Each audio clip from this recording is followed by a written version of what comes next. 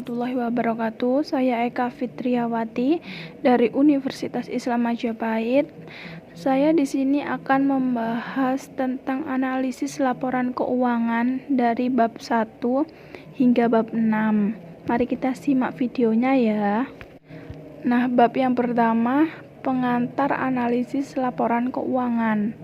Pengertian laporan keuangan menurut Fahmi tahun 2015 adalah suatu informasi yang menggambarkan kondisi keuangan suatu perusahaan, dan lebih jauh informasi tersebut dapat dijadikan sebagai gambaran kinerja keuangan perusahaan. Sebuah laporan keuangan terdiri dari yang pertama neraca, yang kedua laba rugi, dan yang ketiga perubahan modal, keempat arus kas, dan yang terakhir catatan atas laporan keuangan. Manfaat dari laporan keuangan. Kegunaan laporan keuangan adalah untuk mengukur hasil usaha dan perkembangan perusahaan dari waktu ke waktu dan untuk mengetahui sejauh mana perusahaan mencapai tujuannya. Tujuan dari laporan keuangan itu sendiri untuk memberikan informasi kepada pihak yang membutuhkan tentang kondisi suatu perusahaan dari sudut angka-angka dalam satuan moneter. Yang kedua, menurut SFAC nomor 1 adalah menyediakan informasi yang bermanfaat bagi pembuat keputusan bisnis dan ekonomis oleh investor yang ada dan potensial, manajemen, pemerintah, dan pengguna lainnya. Karakteristik laporan keuangan. Ada 4 karakteristik laporan keuangan. Yang pertama, dapat dipahami atau laporan keuangan harus disajikan dengan bahasa yang sederhana, singkat, formal, dan mudah dipahami. Dan yang nomor 2, informasi yang relevan atau informasi yang ada pada laporan keuangan harus memiliki nilai prediktif sehingga dapat digunakan dalam melakukan prediksi keuangan. Dan yang ketiga, andal. Laporan keuangan dapat dipercaya jika disajikan secara jujur dengan prinsip substance over form atau penyajian yang lebih mengutamakan hakikat ekonomi ketimbang hakikat formal. Dan yang terakhir, daya banding. Laporan keuangan harus disajikan secara komparatif dengan tahun ke tahun sebelumnya agar laporan keuangan dapat dijadikan prediksi keuangan. Nah, sekarang kita menuju ke bab 2 ya, kerangka institusional laporan keuangan. Arti kerangka institusional yang pertama, segala lapisan masyarakat memperoleh ruang gerak yang luas untuk berpartisipasi dalam kegiatan ekonomi produktif. Yang kedua, para elit, politisi, dan berbagai kelompok kekuatan tidak bisa leluasa mengambil alih atau pendapatan dan investasi pihak lain. Adapun syarat informasi yang dapat diandalkan, yang pertama penyajian jujur, yang kedua netralitas, yang ketiga substansi mengungguli bentuk, yang keempat kelengkapan, dan yang terakhir pertimbangan sehat. Unsur-unsur laporan keuangan. Unsur yang berkaitan langsung untuk menggambarkan posisi keuangan adalah ada 3 unsur neraca, yaitu aset, liabilitas, dan ekuitas. Pengukuran unsur laporan keuangan. Yang pertama nilai historis, yang kedua biaya kini, dan yang ketiga nilai realisasi, yang keempat nilai sekarang. Konsep modal dan pemeliharaan modal. Yang pertama modal keuangan, yang kedua modal fisik, dan yang terakhir pemeliharaan modal. Terdapat 2, yaitu imbalan modal entitas dan yang kedua pengembalian modal. Sekarang kita menuju ke bab 3 ya, yaitu laporan arus kas. Pengertian laporan arus kas atau cash flow adalah sebuah perincian yang menunjukkan jumlah pemasukan dan pengeluaran dalam suatu periode tertentu. Arus kas dalam keuangan bisnis dan keluarga memiliki sedikit perbedaan. Jika keuangan keluarga, arus kas yang dimaksud adalah cash basis, sedangkan dalam keuangan bisnis terdapat cash basis dan accrual basis. Laporan arus kas biasanya meliputi jumlah kas yang diterima, contohnya seperti investasi tunai dan pendapatan tunai, dan jumlah kas yang dikeluarkan perusahaan. Tujuan laporan arus kas. Yang pertama, menyajikan informasi mengenai penerimaan dan pengeluaran kas dalam suatu periode akuntansi. Selain bermanfaat bagi perusahaan, pelaporan arus kas juga memiliki manfaat untuk investor, kreditor, dan lainnya. Kemampuan entitas dalam mendapatkan arus kas. Laporan arus kas dinilai lebih baik dari data aktual. Dengan laporan arus kas, Anda bisa membuat prediksi mengenai kemampuan entitas suatu perusahaan dalam menghasilkan arus kas di masa depan. Transaksi investasi dan pendanaan kas. Jumlah aset dan kewajiban bisa berubah karena faktor tertentu. Adanya pemeriksaan transaksi investasi dan pendanaan, maka Anda dapat mengetahui penyebab perubahan kedua akun tersebut.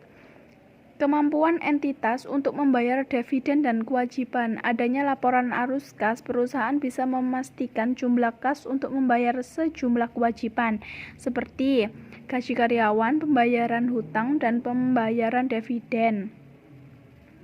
Selain itu, dengan laporan arus kas, investor bisa melihat gambaran arus kas dalam kegiatan bisnis perusahaan Anda. Keterangan atas perbedaan antara angka laba bersih dan kas bersih.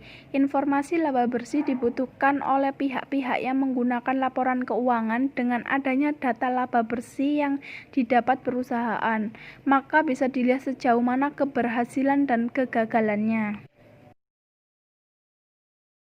Ada 3 komponen arus kas. Yang pertama, arus kas dari kegiatan operasi. Yang kedua, arus kas dari kegiatan investasi. Dan yang ketiga, arus kas dari kegiatan pendanaan. Adapun 2 metode untuk pembuatan laporan arus kas, yaitu metode langsung. Dalam metode langsung, penyusunan laporan arus kas dilakukan berdasarkan pada buku kas atau bank. Untuk menggunakan metode ini, Anda harus melaporkan kelompok-kelompok penerima dan pengeluaran kas dari kegiatan operasional perusahaan. Setelah itu dilanjutkan dengan kegiatan investasi dan pembiayaan. Yang kedua, metode tidak langsung. Dalam metode ini, cara membuat laporan arus kas disusun dengan 3 elemen. Yang pertama, elemen kas dari kegiatan usaha yang diletakkan paling atas. Setelah itu, elemen arus kas yang berasal dari kegiatan investasi dan arus kas dari kegiatan pendanaan. Untuk membuat laporan kas, ada 2 sumber data yang dibutuhkan, yaitu laporan laba rugi dari periode yang sedang berlangsung. Yang kedua, neraca periode dari periode yang sedang berlangsung dengan neraca periode sebelumnya. Kita lanjut ke bab 4 ya, analisa leverage.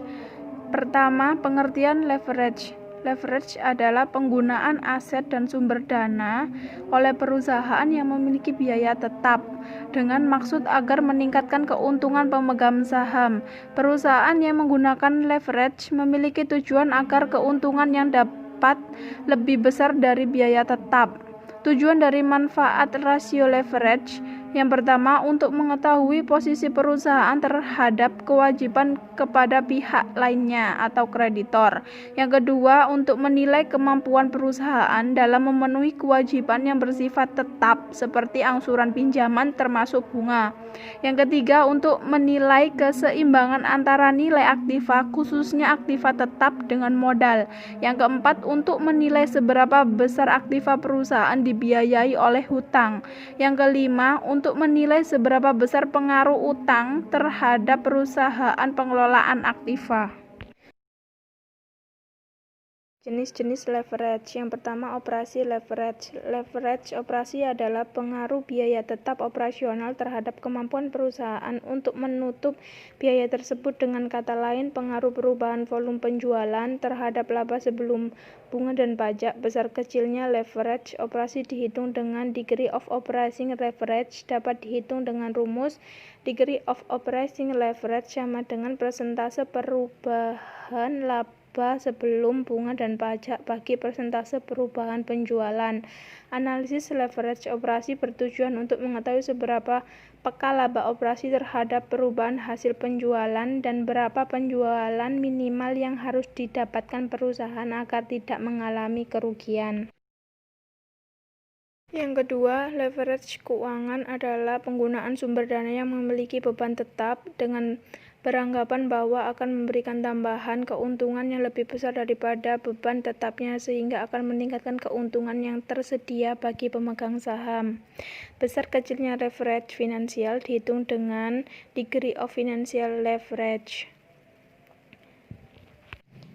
Dengan rumus degree of financial leverage sama dengan persentase perubahan pendapatan per saham dibagi persentase perubahan laba sebelum bunga dan pajak. Degree of financial leverage yang menunjukkan bahwa perubahan tingkat laba sebelum bunga dan pajak akan menghasilkan perubahan yang besar pada laba bersih atau pendapatan per lembar saham. Pada kenyataannya, beban tetap bunga ini dapat berupa beban seluruh utang atau obligasi yang ada dan biaya dividen untuk saham preferen yang memiliki beban pembayaran tetap setelah perhitungan sebelum pajak. Leverage gabungan adalah pengaruh perubahan penjualan terhadap perubahan laba setelah pajak. Untuk mengukur secara langsung efek perubahan penjualan terhadap perubahan laba rugi, pemegang saham dengan degree of combined leverage yang didefinisikan sebagai persentase perubahan pendapatan per lembar saham sebagai akibat persentase perubahan dalam unit yang terjual. Combination leverage terjadi jika perusahaan memiliki baik operasi leverage maupun finansial leverage dalam usahanya untuk meningkatkan keuntungan bagi pemegang saham biasa. Nah, kita lanjut ke bab 5 dan 6 ya, analisa profitabilitas dan likuiditas. Pengertian likuiditas, salah satu asas pembelanjaan yang penting untuk diketahui di samping asas pembelanjaan perusahaan yang lain. Masalah likuiditas adalah berhubungan erat dengan masalah kemampuan suatu perusahaan untuk memenuhi kewajiban finansialnya yang segera dipenuhi. Dengan menghubungkan unsur dari aktiva di satu pihak dengan unsur pasiva di lain pihak, pada suatu laporan keuangan perusahaan dapat diperoleh banyak gambaran tentang keadaan finansial perusahaan, misalnya mengenai keadaan likuiditas. Untuk mengetahui hal tersebut biasanya dipakai ukuran rasio, yakni dengan membandingkan unsur aktiva di satu pihak dan unsur pasiva di pihak lain. Rasio ini disebut rasio likuiditas yang dinyatakan dalam persentase atau angka perbandingan. Rasio likuiditas sangat berguna untuk mengukur kemampuan suatu perusahaan dalam memenuhi kewajiban finansialnya yang harus dilunasi pada saat jatuh tempo, yang terdiri dari yang pertama current ratio, kemampuan untuk membayar utang yang segera harus dipenuhi. Current ratio sama dengan aktiva lancar bagi hutang lancar kali 100%. Yang kedua quick ratio, kemampuan untuk membayar utang yang segera harus dipenuhi dengan aktiva lancar yang liquid. Quick ratio sama dengan aktiva lancar persediaan dibagi hutang lancar kali 100%. Yang ketiga, cash ratio, kemampuan untuk membayar utang yang segera harus dipenuhi dengan kas yang tersedia dalam perusahaan dan bank yang dapat segera diuangkan. Cash ratio sama dengan kas atau bank bagi hutang lancar kali 100%. Pengertian profitabilitas menunjukkan bahwa kemampuan suatu perusahaan untuk memperoleh keuntungan dengan sejumlah modal tertentu. Dalam hal ini, Weston dan Brickman dalam Martono tahun 2000 berpendapat bahwa profitabilitas adalah hasil bersih dan sejumlah besar keputusan-keputusan dan kebijaksanaan-kebijaksanaan. Dengan kata lain, bahwa profitabilitas adalah menunjukkan perbandingan antara laba dan aktiva atau modal yang menghasilkan laba tersebut.